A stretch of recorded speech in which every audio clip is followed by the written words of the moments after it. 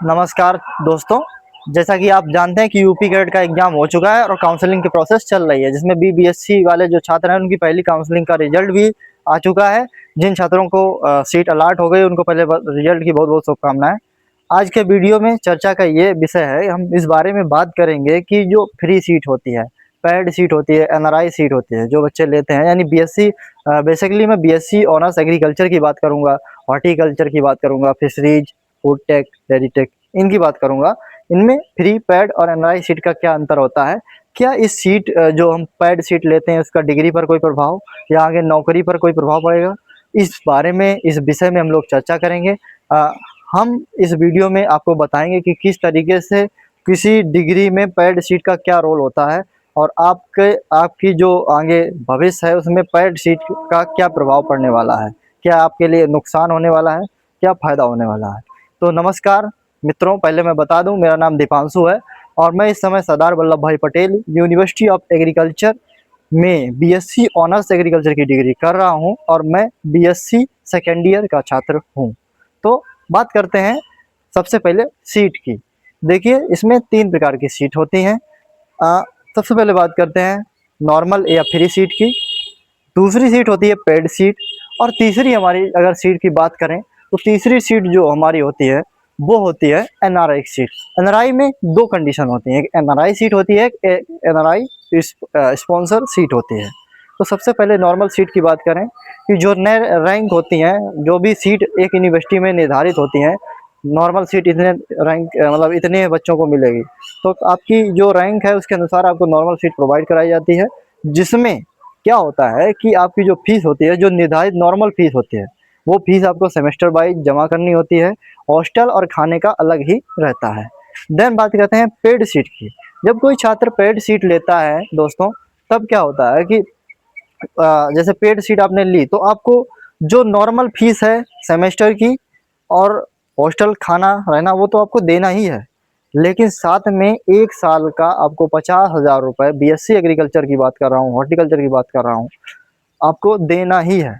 अब हॉर्टिकल्चर और एग्रीकल्चर में क्या पेड सीट में अंतर है, ये भी जान लेते हैं। हॉर्टिकल्चर में क्या है कि वो 50,000 रुपये केवल आपको एक बार देना है, देन आपका क्या है, चारों साल चलता रहेगा। अगर बीएससी ऑनर्स एग्रीकल्चर आप लेना चाहते हैं तो आपको हर साल 50,000 रुपये एक्स्ट्रा उस फीस के अलावा पेड सीट में देना होगा। देन बात करते हैं एनआरआई सीट की। एनआरआई सीट 2 कैटेगरी में होते हैं, एक एनआरआई, एक एनआरआई स्पॉन्सर सीट।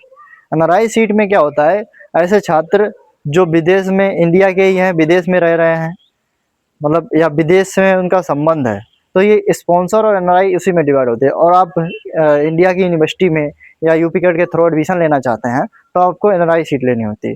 इसकी फीस क्या होती है, नॉर्मल फीस आपको देनी ही होगी, देन आपको 1,00,000 रुपये एक्स्ट्रा देना होता है पर ईयर का। तो ये इसका फीस स्ट्रक्चर होता है। यानी कि पूरी बीएससी में पेड और एनआरआई की बात करें तो एनआरआई में 4,00,000 रुपये एक्स्ट्रा और पेड में आपको 2,00,000 रुपये एक्स्ट्रा देना होता है दोस्तों।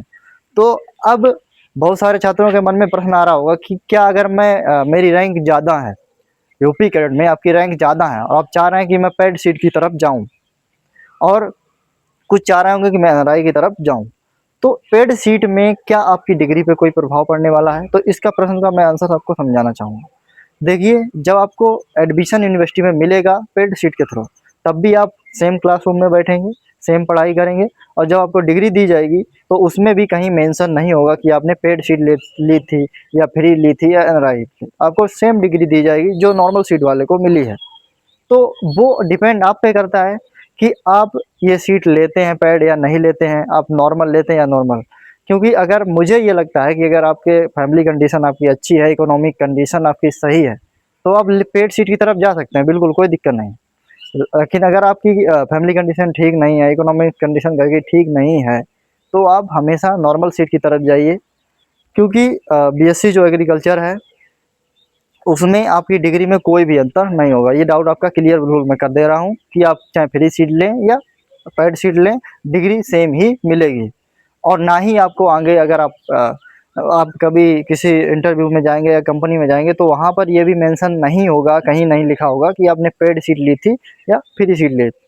तो उम्मीद है छात्रों आपको इस बात का दोस्तों क्लियर हो गया होगा कि जो आपकी एनआरआई पेड फ्री सीट में क्या अंतर है और अब बात करते हैं कि एनआरआई सीट कब मिलती है और फ्री सीट कब मिलती है। देखिए लगभग अगर मैं अपने अनुसार बात करूं तो मैंने पिछले साल काउंसलिंग कराई थी, तो 4 काउंसलिंग होती हैं नॉर्मली और एक स्पेशल होती है, यानी कि टोटल 5 काउंसलिंग होती है।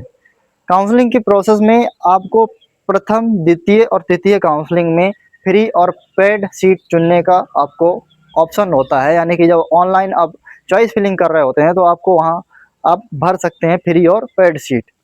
देन बात करते हैं कि जब एनआरआई सीट की बात आती है तो आप जो चतुर्थ काउंसलिंग होती है ऑफलाइन, आप जहाँ पर आप वहीं स्वयं जाके यूनिवर्सिटी में वो कराते हैं, यूनिवर्सिटी में जाके रिपोर्टिंग करते हैं, यानी काउंसलिंग कराते हैं ऑफलाइन, उसमें आपको एनआरआई सीट का मौका दिया जाता है। तो जो लोग एनआरआई के इच्छुक हैं वो चौथी काउंसलिंग में वहाँ रजिस्ट्रेशन करा करके जाते हैं। देन एक स्पेशल काउंसलिंग होती है, वहाँ पर क्या किया जाता है कि वहाँ पर जो स्टूडेंट होते हैं वहाँ पर आपको लास्ट में बुलाया जाता है। वहाँ पर जो जैसे पीडब्ल्यूडी की कोई सीट है, कोई यूनिवर्सिटी एम्प्लॉयमेंट की सीट है, या कोई बहुत सारी सीटें हैं, विकलांग जर्नल में है, ईडब्ल्यूएस की सीट है, तो ये सारी सीटें जो हैं इनमें ये क्राइटेरिया जो होता है वो रिमूव कर दिया जाता है और आपको एक सीट दे दी जाती है। मतलब सारी सीटें नॉर्मल की जाती हैं, लेकिन ध्यान रहे जो सीट पैड होती है वो पैड ही रहती है, एनआरआई वाली एनआरआई ही रहती है। उसमें ये नहीं है कि आप जब भी स्पेशल काउंसलिंग कराएंगे तो आपकी जो फ्री सीट है, सॉरी जो पैड सीट है वो फ्री कर दी जाएगी, ऐसा नहीं होता है। यानी कि अगर जो सीट पैड वहाँ पर लिखी हुई है तो आपको पैड सीट ही लेना पड़ेगा स्पेशल काउंसलिंग में। तो ये सारी काउंसलिंग की बात थी, किस काउंसलिंग में कौन कौन सी सीटें मिलती हैं। तो उम्मीद है आप समझ गए होंगे कि काउंसलिंग की प्रोसेस क्या है और इस समय आप किस काउंसलिंग में कौन सी सीट ले सकते हैं। तो इसी प्रकार से अगर आपको यूपी गेट से रिलेटेड और जानकारी चाहिए, किस यूनिवर्सिटी के बारे में आपको जानकारी चाहिए, किस यूनिवर्सिटी में कौन सा फीचर्स क्या है, किस में एडमिशन लेना सही रहेगा, या सरदार पटेल के बारे में आपको कोई भी इन्फॉर्मेशन चाहिए हो, आप वीडियो के नीचे कमेंट बॉक्स खुला है, कमेंट कर सकते हैं और हम आपको पूरी डिटेल देने का प्रयास करेंगे। और जानकारी अच्छी लगी हो तो हमारे यूट्यूब चैनल को सब्सक्राइब कर लीजिए, और वीडियो अच्छा लगा हो तो एक लाइक करिए, शेयर करिए अपने उन मित्रों के साथ जो इस समय काउंसलिंग के लिए प्रोसेस रजिस्ट्रेशन करने वाले हैं। और मिलते हैं किसी नेक्स्ट वीडियो में नई इन्फॉर्मेशन का, तब तक के लिए जय हिंद, वंदे मातरम।